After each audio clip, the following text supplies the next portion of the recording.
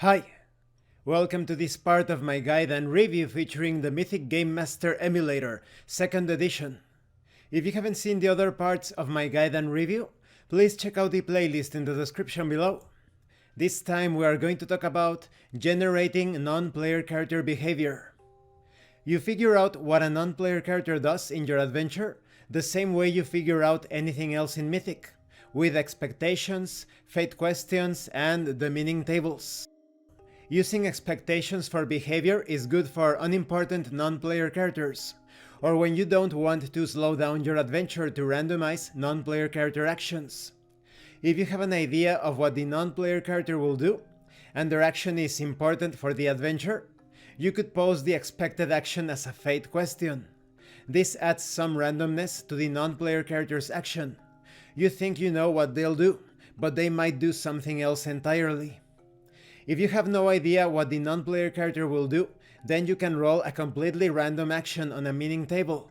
The most useful meaning tables for determining non-player character actions are actions, of course, characters elements, animal action elements, combat character action elements, general character action elements, and character conversation elements.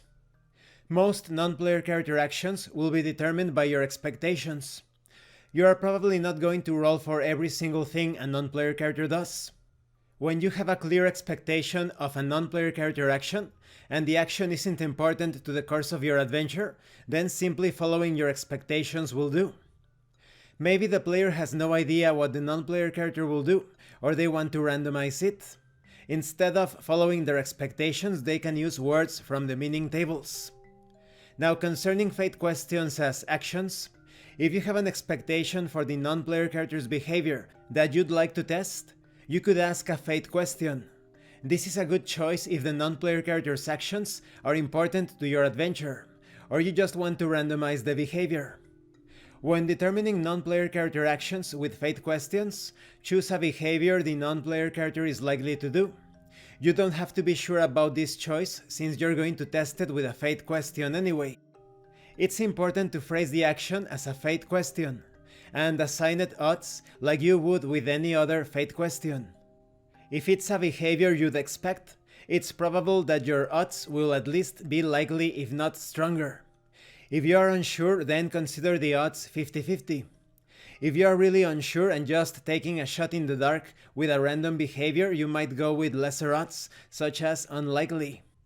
You can resolve these fate questions using Mythic's normal rules, or you can consult the non-player character behavior table for suggestions on how to handle the non-player character actions.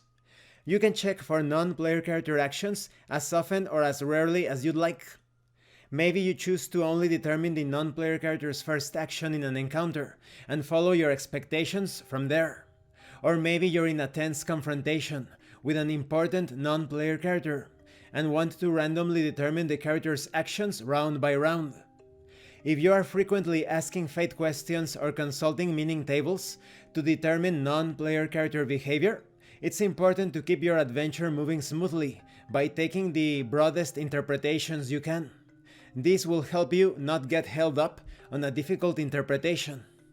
Let's talk about the non-player character behavior table. This table offers suggestions for how to interpret fate questions about non-player character actions.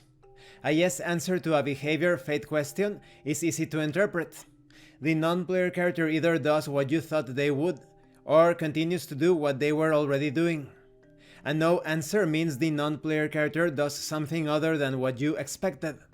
If you have an idea of what that would be, you can use that as the action. Otherwise, choose a meaning table to roll for inspiration. An exceptional yes means that the non-player character does what's expected with greater intensity.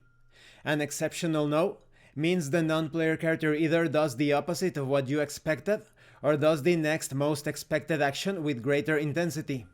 If you don't have any ideas for an expected behavior, roll on a meaning table for inspiration and make the resulting action more intense. If the fate question about non-player character behavior generates a random event, consider the event an additional part of the non-player character's actions, with current context as the event focus and the nature of the action determined by rolling on a meaning table. Combine the result with the original action if it makes sense. Otherwise, treat them as two separate actions, basing the first action on the result of your fate question and the second action on the result of the random event.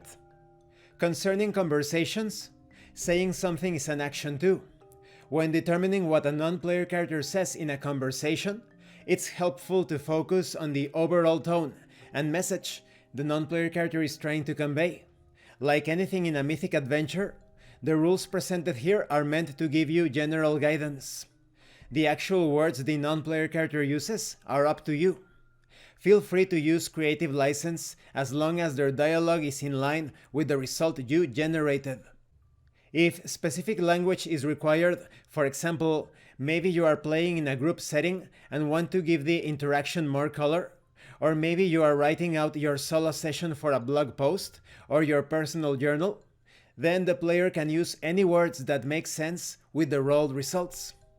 And when it comes to social skills, if you are using Mythic with a role-playing game that has social skills, you can incorporate skill rolls into your interactions with non-player characters.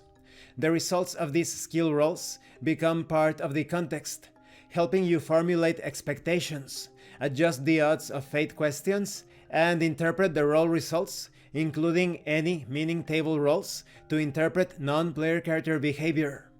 You can even use skills to help you decide what unexpected behavior would be. Maybe your character succeeded exceptionally well on their persuasion roll, and the negotiation is going so smoothly that you think the other ship might not only help with repairs, but also join your character's quest. You may use these rolls as the basis for a behavior fate question, like, does the ship captain decide to join us? And this concludes this part of the review. In the next part we are going to talk about the end of scene bookkeeping. I think it's amazing that this second edition includes the tables and guidelines to simulate intelligence. You can run AI-controlled non-player characters and player characters in whatever game you want. If you want to play as a solo game master with emulated player characters, this is the section for that. If you want to play a solo game with believable actions on the part of the non-player characters, this section is of course helpful too. And if you are playing with your group in a traditional RPG experience, maybe you prefer that these tables and guidelines determine the actions, the behavior, the interactions of the non-player characters that the player characters encounter. And of course, this is also great for co-op sessions as well. Thank you for watching this part of the guide and review, and thank you for your likes and your comments. If you have any questions or comments, please let me know. And thank you so much to those of you that are going the extra mile to support the channel. If anyone else wishes to further support the channel, the information on how to do that will be in the description below. Once again, thank you, and see you later.